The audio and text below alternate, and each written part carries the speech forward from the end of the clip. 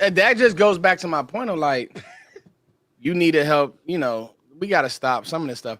All right, but I wanted to put a pin in something that you said about Dante Fowler. Okay. I think the Fowler signing is sneaky good, capital G. There were times last year you just couldn't get pressure. I mean, you couldn't get pressure, John, without Micah. Like when Micah was out, it was double A blitz or you praying.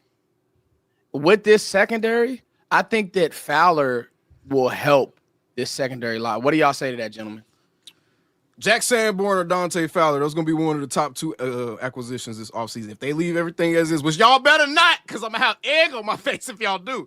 So y'all better not leave stuff as is. But if y'all leave everything as is, I think that Jack Sanborn or Dante Fowler is going to end up being the best offseason acquisition. Jack Sanborn, to me, is one of those guys. He had issues of winning the one-on-ones, and Fowler, from the time even when he was here, he had smaller snaps, so I hope he can get his snap count up. I do know that this is a contract year for Sam Williams, so everybody kind of geared up for that because you got money on the line. So I think that with Fowler coming in, already knowing the role, already willing to say, hey, me and Micah Parsons is about to really cook this year, so I can't wait to see him. It's going to be a real good pickup. $6 million contract, $8 million total. That's a real good layup contract, by the way. Yeah, I'm interested to see with, like I said earlier, I think Dante Fowler clearly the best move they've made this offseason.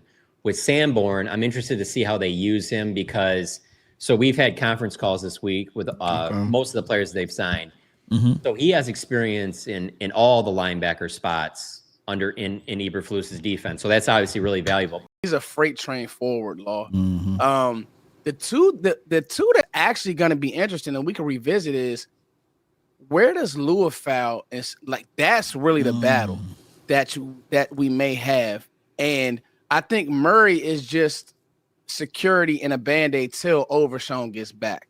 Now, I think they look at, now there is new piece of the coaching staff, but I find it hard to believe that it's changed that much in one offseason, that they don't still think of the future being Overshown, Liufau as the two main linebackers. So I still find them putting Liufau in the best position that, like, hey, maybe Sanborn knows the defense better than you, so he's going to start here. But ultimately, it's to get you to the spot where, like, this is your job, or this is the spot we want you because that's how we want you to be with Overshown. Now, it sucks for the Cowboys because they've had these plans in the past and linebacker they just haven't been able to stay healthy, And so if those two stay healthy, Overshown and Leopold, that's the crew going forward. It's the help because here's the thing.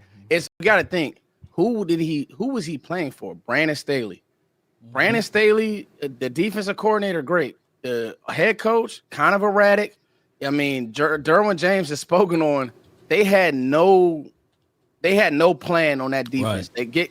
They get Jesse Minter out there, former Michigan guy, and Derwin James loves him. I think Kenneth Murray needs to be coached by Matt Eberflus. Like maybe not in the future, but you could be my green dot guy just to get the defense called, the defense lined up. It's going to be interesting for sure. I just find it hard to believe, and John, you were the one that interviewed Kenneth Murray, right? Yeah, I think I seen. It was on a conference call. Yeah. Okay. I just find it hard to believe that Kenneth Murray spoke with that much conviction about what he felt like his best attribute was, which was kind of being in the middle, being that traffic director, being the guy that's helping everyone get into place. He was speaking so much about being that green dot guy that I just find it hard to believe that conversation hadn't been had yet with the defensive staff. I don't see a player coming out and speaking that much to what he feels his best role on the team is without speaking to the coach first, especially on a brand new team. So I think that's something that we do need to keep an eye on because I wouldn't be surprised at all if Kenneth Murray did end up being in the middle of that defense. I wouldn't be surprised at all. We wouldn't be surprised. John, if you could ask this the next time you with him, Matt Eberflus, he sometimes do convert back to 3-4 defenses and given those particular looks. He ran that like 25 to 30% in Bears land. So do you think that we have the players to run that type of defense here too? Because you're going to have to get a bigger body inside, and then you have to get more and more athletic linebackers. Is that the case that you think that they probably roll out 3-4 this year as well? I mean, I'm not saying that they wouldn't have some packages, but I still think that this is built around what they think is the best for Mozzie Smith.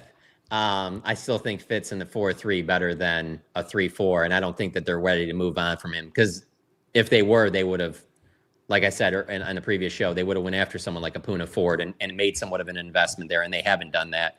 So I don't think that you have Mozzie and Osa and then want to switch to that. I get the sense that they feel Micah's at his best in the exact way that he's been used these last 4 years, as being an edge rusher in a 4-man front that can move around and line up in a variety of spots. They don't want to do the trying to think of a Pittsburgh Steelers, TJ Watt. Always Right. on We don't one have the side, personnel. everybody knows where he's at. Yeah. They're not going to do that with Micah. They've Okay. seen, We don't he's have shown that his best is to be moved around a bunch. So yeah, there could be times where they show some 3-4 looks, but I think they're continuing to build on a 4-3 defense.